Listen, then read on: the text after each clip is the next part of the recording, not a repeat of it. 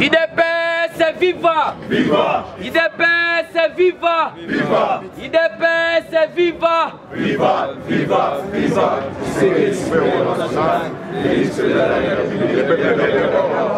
Bonjour, bonjour. Vous excusez, on a là ta chapeau. Pourquoi? Pourquoi tu l'as? Oh, Bazali, Biso. Pas batunion surtout au rôle baba comboté. Alors vous excusez biso et ça na signe un politesse. Tika ba petit no bala ta chapeau pour ba faire info. Et au banda au salaka ndengwana. Alors toleki na actualité politique et divers. Actualité politique et divers ezali kitoko. Pourquoi tomoni monsieur Félix c'est moi na mboka a lobby élection na yé à la tête il y a Union africaine ezali oyo tobengi IDPS viva. Ezali kosala oyo kozongela ya RDC sur le plan international. Tobeteli mwana mboka maboko makasi. Fachi alobi lisusu boye.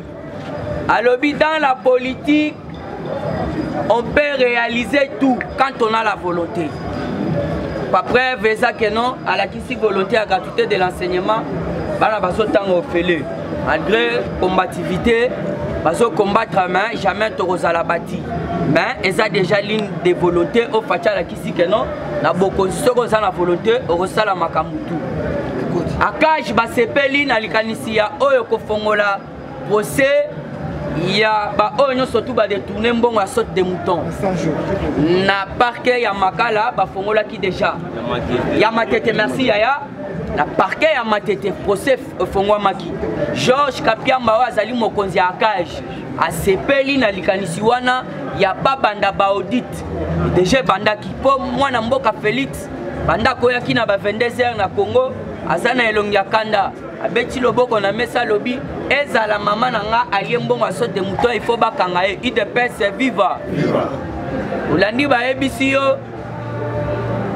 Kamere, selon information aujourd'hui, Aza suspendi, Bamsous Bazo Tchatemi.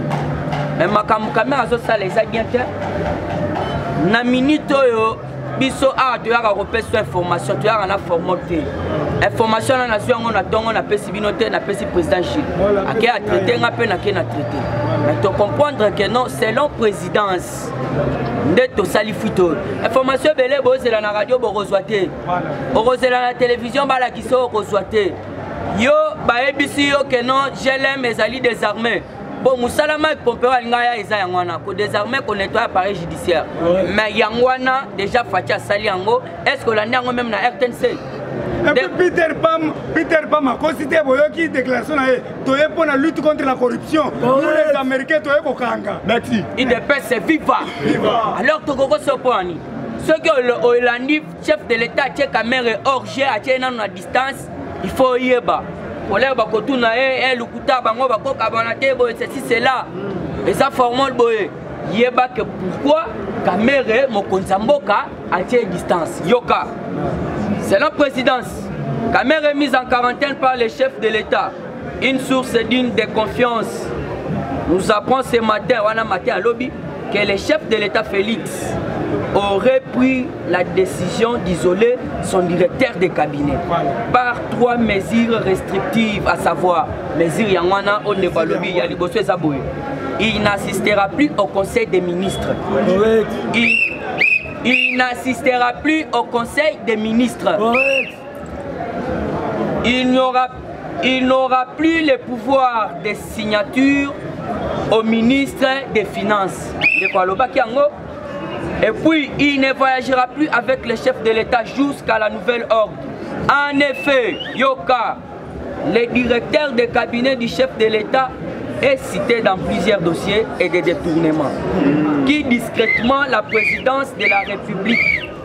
En attendant l'audit sur le programme, l'urgence de 100 jours, M. Kamere est mise en quarantaine par la République, par le président de la République. IDPS viva! papa, français, balobaka, il n'y a pas de fumée sans feu. Voilà.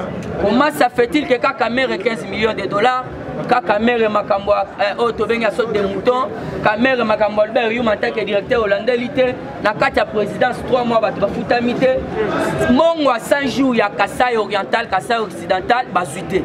Va même à Lubumbashi. Alors, il y a un chef de l'État qui est dans le Moupanzi. Au côté de Bayani. Au côté de débat, au contraire, Koumissa Yango, Zali sans débat. Naïb Saki Bilonji Wana Kenon a nettoyé l'appareil judiciaire. Mais Bolandi, Batu Bakomo Lobao, Basa Batukaka Kabila. Bogolanda Batu Wanandegeni. Qui se quede du Félix. Félix qui se quede du Chilom. Ayen à pouvoir. Akoutika Kaba procureur général Wanao. Ba Otobeng ba magistrat ba cour de cassation ba Kabang Numbi ba to Kabila fam jonga bimate kana batu wana et Génie Donga la bimate kaka na batu ya Kabila wana lelo Moïse Katumbi na kati ya mboka kaka batu wana te elong ebongo lelo Fati azui bango atie bango Mupanzi atie batu na yo siko koloba ke atie batu ya Kabila ndeni tolanda batu wana te cela na copé sur information. Il y a M. Tobengi, Premier ministre belge, Sophie Willems, Denga Pessi, Tobengi, M. Foyul, Nabandegona, Bakenda Pessa, lettre, il y a remise et reprise. Il y a même il y a crise.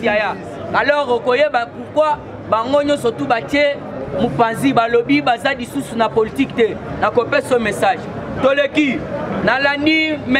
Lambert Mende, IDPS, viva! Viva! Lambert Mende, lobby Azalaki interviewé. Lambert Mende a lobby selon ma critique. Ça la contre chef de l'État Fachi Berton et pas battu à FCC Aza contenté. Yemoko Lambert Mende. A lobby boy.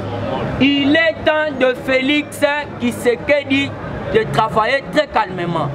Bande Konanga ya FCC. Bisoto Salina Bino 18 ans. To salier le côté à la portée et à la population. Alors, comment ça fait-il que moi, je suis ailleurs, au lieu de que l'État, de comment caler, la même dans ce sépélaté. Il y a un lobby, dans ce sépélaté, comment on a bango caler. Nde sikoyo, au Moniger et Koti, bato FCC, balingi sikoyo, kosala attaque contre Lambert Mende. Pour balobi, Lambert Mende, bapopo lobby, à la bimisi bango na poissa. IDP c'est viva. Pour comprendre déjà que non, il est temps. Il y a Fati à diriger très à l'aise. Il y a Torosina dans le mois d'hiver Mouke, na lingina lo bananu makambu ya fils Mukoko.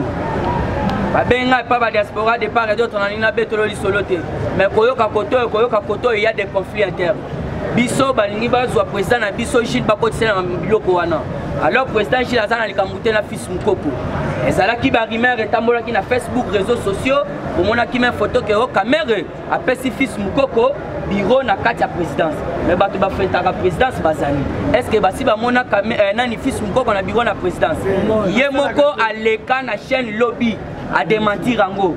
À lobby Nasoka moi. Nasoka moi bazo le banga naso sala et pas caméra. Fils Mukoko est des nôtres. Biso tozana un problème te. Biso tozana un problème ata mukete. Alors bozwa président Gilles Bakoti sana makambo wana te. D'ailleurs batunyo surtout na kati ya parti. Babandaki kobo ya fils Mukoko. Le seul président Gilles nde muto abandaki kolobela fils Mukoko. Alors il faut que le président Gilles azana bolingo. Bana poto batira ko déranger biso ko soit conflit ko koti saboye rien. Balobe za ba conflit na bango. Alors s'il y a des conflits Luka moyen beau ranger. Fils Mukoko asande de konabiso. Net mobilisation tozo sala oyo ya stade de Martyrs. Yebe akoya na batuna ye. Ceux qui beaucoup de faire ko décourager. Au moniteur que ko rendre faiblesse pour ça peut atteindre 10 personnes, 40 personnes au bakoya. Et d'ailleurs l'air abandaki qualité. Babanda omona bato lelo basolo bate l'air ba fils Mukoko wana babando sala lit. Babando omona bato mususu wana te. Alors fils Mukoko il est de notre. Tozana un problème te. Eric Apongo biso pe bana base à 100 formol. Tolobi boye. Otindela biso caméra ko la kisaite, ba caméra pesa base à 100 formol pour basa la chaîne à bango et yaki déjà. Alors yo za numéro à président Gilles. Pourquoi ko benga maman na ta yawa? Et monsieur caméraman wa na sia yawo azo pe numéro akenda po azo la biso numéro eloko nini ezozanga po obenga mutu wana oyo pesi ba caméra po yawa po baza sans formol balobi Eric Apongo abeti formol mais toyebi ke yo za panafricain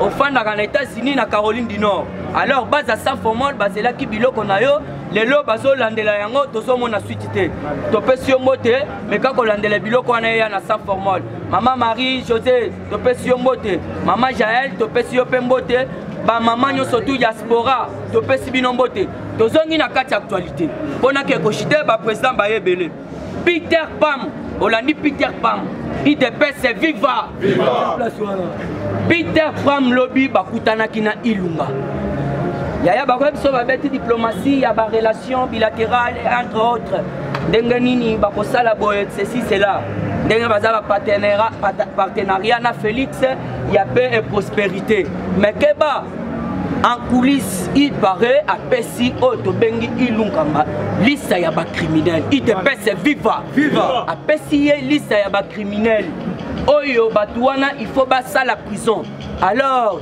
il paraît que kombo ya mutu oyo alphabet nyonso tu ekota eza na kati ya liste wana alors monsieur Ilunga zalaki très étonné lobby après avoir kobeta diplomatie wana entre tête à tête na Ilunga Peter Pamaeli relation bilatérale te ezali diplomatie o babetaka na télévision alors yo yeba que non eloko zawana c'est le moment ya bato nyonso tu basala ba crime ba répondre na ba crime na bango wana monsieur Peter Pam na Ilunga lobby IDPS viva après avoir kosolola wana accueilli alors il faut yeba que na minute oyo mwasi ya Kabila et mwasi ya Kanambe na Kanambe pe baza na kati ya sécurité po elakisa mingo yoka sanjalika kima mais moyen ezalaki te po na minute oyo batu nyonso tu wana basala crime na Kabila ye moko selon nos sources alobi boye azala ye aza auteur mais ba oyo pe basala ba crime na régime na ye si il faut que basamba po ebele bakomo zo problème bazo bamela ka Kabila likambo ba désespère bazui ba bambegeli ka Kabila osala boye ba bambeli ka Kabila yango na payer Kabila lobi ezala na bokonsi na nga ke mutu wana il faut pas que répondre il faut que répondre ya Kabila yebi que je dois répondre mutu nyonso tu ayebi alors mutu nyonso tu o ayebi que non Kabila il faut répondre alors qu'on se distracte pour musala DG bandi nazotu na yo mwana maman Martha Lalika boya surtout a décrété 2023 année d'action ya pamba boy donc ça action il faut banda IDPS viva alors nazotangela yo message muke ya Peter Pam ndenge azokumisa Fati ndenge alobi pona batu wana ya lamuka sutuka ayebisi bango me bango baloba baza déjà ya kolamuka mais mutu wana premier ministre belge Sophie Willems alobi bola muka boza ya kolala IDPS viva permettez eza mukuse. Le Premier ministre belge vient de conscientiser les deux extrémistes à la Mouka contre le pouvoir du Félix Tshisekedi. Elle les a tenus ces propos. Monsieur Fayoulou et Mouzito, je vous conseillerais de rentrer dans les rangs et de regarder de l'avant. Cette histoire de vérité des îles appartient maintenant au passé. Le président Félix Tshisekedi sera le président de l'Afrique entière l'année prochaine. Et le monde entier traiteront avec lui pour des problèmes, je m'excuse, pour des problèmes d'Afrique entière. Alors, pour des problèmes terrestres, non seulement de la République démocratique du Congo, mais du monde entier. Et vous allez toujours vous acharner sur un prétendu vérité des urnes auquel il vous faudrait encourager les dossiers auprès du président de l'Union africaine qui ne serait autre que le président Félix Tshisekedi dont vous connaîtrez le pouvoir. Si vous amenez vos problèmes à l'Assemblée générale des Nations ou la communauté internationale, il faudra traiter avec le président de l'Union africaine et ça sera encore le président Tshisekedi. Donc, je ne vois pas comment vos rêves de vérité désignent pourraient être entendus, d'autant plus que tous les hommes et femmes forts Afrique, soyez réalistes et avançons car le Congo a un seul président et c'est le président Félix Tshisekedi. Aussi le président Tshisekedi est l'origine de votre plateforme à la Mouka car c'est le même lui qui est le géniteur. Balobi Félix yende géniteur. Muto bota yango. Ayebisi bango bote se conscientiser bola muka bolali. Alors pour nanga na sukiawa apesi bana bote bote no so bote ba mama diaspora Eric Apongo Flori Moui. Balobi olingaka biso. Mais la kisa bolingo wana à travers soutien moral même soutien physique. To pesi bande gonyo surtout ya parti o to bengi CG na biso Augustin Kabou ya Jean-Marc to pesi bino botondi ebele. Alors casse la dansienne. Bonjour, bonjour. Chers combattants, vous connaissez que nos informations toye la cabine awa ezaka lokuta. Biso tozaba autopesaka information toluka kabisika ni na kokozwa information. Pe tozana batu tokutana na bango pe apesi information. Avant tu na la qui déranger. Roger Luma na Paris à Bengaki. On a bengi numéro président chez les Olekate. Bino a beaucoup tanakana ye yebisa mpona makamba fils mukoko pourquoi kosala ndengwana. Je crois to kutana kinaye na yebisa ki. Situation o bozo yoka. Tala.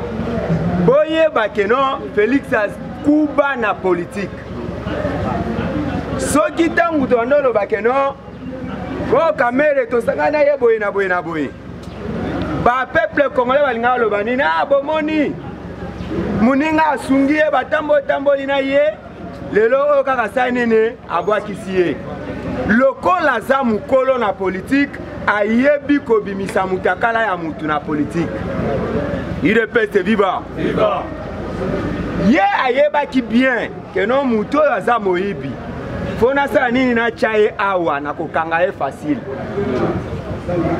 yango bomonaki azui poste ya directeur ya cabinet sanene apesi biso ezana accord te na présidence o basinai na Kamere accord ezali ya IDPS na INC soki mutu wana bazana accord eza IDPS na INC mais na présidence te puisque tolobaki ete no biso tozokende élection yo pesa biso badepute biso tozowela nini présidence. Mais biso to sali makasi tozu présidence yeba linga bimisa sala makasi awa ba député belé mais abi ma premier ministre mais lokola accord wana esimbité présidence biso to réussir primature ye à perdre mo konzatali ka geno na ko bwa kisayete mwana mai to tambone ba bisika ninga ne zala awa mais lokola chaki awa mutu wana azalaki un grand pion. Tokoki koloba keno mutuana ezana loge oyo bakotaki même bomonaki eloko eselemaki le jour à passation pacifique du pouvoir eloko wana ezalaki te ndenge balobaki keno eza antibal ezalaki eloko ya kindoki donc ezalaki keno basala eloko wana nyonso mokonzi ya mboka bandoloba ezala kaka bati soki alobi ekoma pona application bango basani ne baniati. Mais qu'est-ce qui a sauvé kokende o bomoni o papa zuye bonga na ye apesi président Félix nde alave nyonso ebise que non kozonga na yo sala tu koma wapi na nkamba ezana cérémonie ko salema simanango makamwana no sokosala nini ekolenga il pese viva tindenge bomoni nyonso oyo na moma oyo ekomi na ligne mutuana biso toyebi que non aza très mauvais et je vous assure même ndenge bandeko bazondima te mais boyeba que non aza déjà isolé même signature aza nango lisusu te pe balobi ete ezala na ba réunion ya conseil de sécurité de conseil des ministres akokota lisusu te il pese viva puisque ye abanda kozwa ba information batiaki lokola keno alandelaka nyonso mokonzi azosala azolivre wapi na kingakati. Pour le moment biso toyebi ye et je vous assure que non peut-être libala na ye na mwasi ya JB dans 6 mois ekozala te puisque comprendre nyonso oyo azosala nini azosala mutu wana tito kosi une année akoki kozala na 4 milliards oyo déjà ayibi na ndenge bozomona azosomasoma bandako wana nyonso me mokonzi ya mboka azolandela ye ayebaki bisika nini bakotya ye loboko prison ya makala oyo babongisaki yango pamba te eza mpona bato wana nyonso tu etokende le 15 février oyo nayebisi bino bien avant lokola bino bondimaka te peut-être ekozala démission ya Jean-Marc na assemblée wana ce que je vous assure bozela kaka boyoka eloko nini ezobetama mais lokola Faci aza na politique moko azosala kokuba ya mindele bokoyeba nini tozokende ndenge bakomi kowela ye babelge balobi ngai baamericain balobi ngai baanglais balobi biso tokoyeba Congo ezokende na situation nini oyo aza na boyebi oyo azomona lolenge ni Félix azokende akozala toujours moto akosoutenir ye alors tokonsome ye aza fruit ya malamu mpona RDC ye moto azochafa nani ye RDC na rai et tosentendre te boyokaki nini Roi Philippe alobaki nini Félix fallait kopesa ye temps ebele puisque RDC ezomona ke no vision ya RDC po ete évoluer eza na nani na Félix yango chef combattant toyoka biyoka yoka te toyebake no bato oyo nyonso miseleke te banguma banyoka nyonso baza pembe na Félix bazozala écarté kala mingi te mboka ezozwa avancement ya bien UDPS viva tolobaki awa 2020 eza année ya action ebele batie tembe action go sur le terrain. Est-ce que commentaire à Kosala eza sous ce belé commentaire exacté parce que mon conseiller moko alobaki en lieu et place ya ba malobe belé et kozala na ba action et belé yango nde tozo monango sur le terrain et puis ezaka na RDCT et le kozo comme ça monde même en dehors de la RDC yoka ba analyse ya minene balobi nini balobi oyo ezali signe du temps ANC parti historique, il y a Nelson Mandela en Afrique du Sud. IDPS, parti historique, Nakatia RDC. ANC Wana Simbi, présidence, il y a Union africaine. IDPS a Simbi, vice-présidence. Donc c'est comme pour dire quoi? Le développement de l'Afrique est bandakate salinini et bandi. Yangwano yoki ba chef d'État et belé ya bamiyi biba dictateur. Bango moko ba bandi ko zonga sima. O élection zoya na ko participer té. Mutata en kombo na ngate. O élection zoya mutata en kombo na ngate na ko participer té. O makambo RDC na sokoli maboko lokola poso pilote na ko mekaliso souté. Bo bango moko ba sentir déjà que ba rigouriste mi balé Félix Tshisekedi mutu rigueur Ramaphosa oya nyonga ki Jacob Zuma sans tenir compte que Azara Bangoya ANC. Donc le kola bango mi balende basimbi Union africaine makambo ko sala nini makambo ko tambola na zongi awa na RDC pona ko pesa yoko mokonzi mboka tête à tête na Peter Pam coopération bilatérale gagnant tout ce que nous connaissons et le ko mi balé et sengelo yeba que remise et reprise et bandit Flori Kabange Numbi na mokonzi asika oyo mokonzi mboka anommé wana lobi musalwana et salamaki Flori Kabanga zwaki maloba abandi ko pesa d'abord mokonzi mboka Félix Antoine Tshisekedi Tshilombo apprécié merci donc c'est comme pour dire que yo moto ozo rêver jusqu'au moment où nous parlons etali yo à partir du moment où nous avançons yo zotika la sima yeba ke kotika la libela c'est pourquoi rejoindre Massoua autant na idéologie donc tokende ensemble kotika la te na badoute oye kobonga te oye kosala boyete keba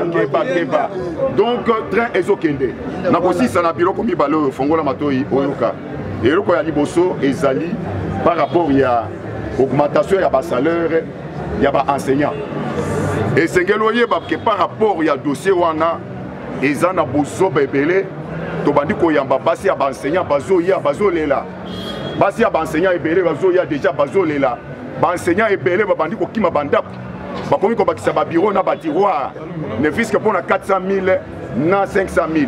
Mais alors que mon conseiller Mboka dans son plan, et ça dit que Mbongwana a un palier, qu'on est quand même 400 000 500 000 wana. Mais tant là déjà, bandi ko kima banda ko bandi ko découcher moko kutu apengani tina mwasi azonge pa na bango azolo bake ozandoki ndenge yozana kwa nini ke mbongo wana tango nazo yango nazo yana ngona tia na mesa yo po talango oyeba de chiffre yango na sens nini. Donc mon boulot est koti na ndenge moko ya kosakana te. Alors là maintenant la question que nous devons nous poser, Félix Azamabe Nanini, ce qu'il est l'eau, et Zana Bamususu, au sali vote face, comme si Ozana Félix. Mais n'a quoi mon coboye au fini Félix. Mais Félix Azamabe Nanini. Mais maintenant on y a sauté sur le bayabasso de mouton. Nous devons aller très loin. Azu marché wana a pécivé Banamboka. Mais les lots, Banamboka wana kindoke si la kate, kindoke wana ils ont continué. Maintenant, tant que maintenant marché nous se commande ça va pas expatrié, pas étranger.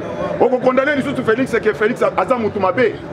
Alors c'est pourquoi en lieu et place il y a Kofinga Félix, en lieu et place il y a pour se condamner et c'est ngeni moko na moko o mitala o mituna oyo yo salaka mokolo na mokolo parce que il est donc inconcevable.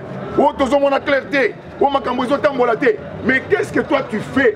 Oh, ma cambo est tambola. Parce que mon bout de l'obaki que le président de la République, seul n'est pas un magicien. Sans le concours des autres, il ne saura rien faire. C'est pourquoi, à partir du moment où tous ont baboye et Sengeli Moko na Moko, to Simba Félix Antoine Tshisekedi Tshilombo, to encourager, peut soutenir dans toutes ses actions. Pour tout le monde, action ndenga bandi nango boye et kosuka wate ya ba mandataire ya boye donc action et kozala kitoko makasi. Alors c'est ainsi que on a kosuki ça na dossier on aborda qui a ba enseignant parce on a ba proposer ki nga bazolo bake et combattant et sengeli maloba na biso koma et comme tina mon conseiller Mboka comme ça le col ba bandi déjà ko découcher boye mon conseiller a diminué le salaire na bango na ibisaki bango te biso ba combattant to réfléchir ça kalolenge wana te fongo na mato combattant Hollanda réponse na pesaki bango réponse na pesaki bango na yebisaki bango était oyo biso to ko senga oyo biso to ko proposer et ezali que à partir du moment où babadi bozoba wana bakoya ko imposer bango que oyo akokota en possession na salaire na ye et kozala oyo akomema mwasi na ye a telemi wana c'est dans ce moment là il peut entrer donc en possession ya salaire na ye ndenge basalaki yango na basoda parce que biso ba combattant to réfléchir saka lolenge wana. C'est pourquoi chers combattants, chers combattantes, Félix c'est un patriote, Félix c'est notre frère, nous devons les soutenir donc dans les moindres détails parce que la bonne volonté est là, la bonne foi est là. Il n'a pas le moindre souci de nous trahir ni de nous faire du mal. C'est pourquoi doit soutenir moi Namboka wana nuit et jour dans ses actions. Nous n'irons pas expérimenter notre bonheur ailleurs. Bonheur na biso to bozon kaka na katia RDC awa. Parce que quand bien même nul n'est prophète chez lui. Mais comme même Moussika, bazomon une étoile qui est en train de briller. Même yomotu sur place comprendre déjà idéologie, quota la idéologie wana. Pour gagner ensemble. En tout cas, merci beaucoup. Okobo mangai na bilenga boye. Okobo mangai na baguya boye. Okobo mangai. Okobo mangai. Yo kota kuna. Meburosa bonakade. Bilengi oyo rataka na banzo heba kade. Dokas na dossier. Okobo mangai. Basanti maboye. Okobo mangai.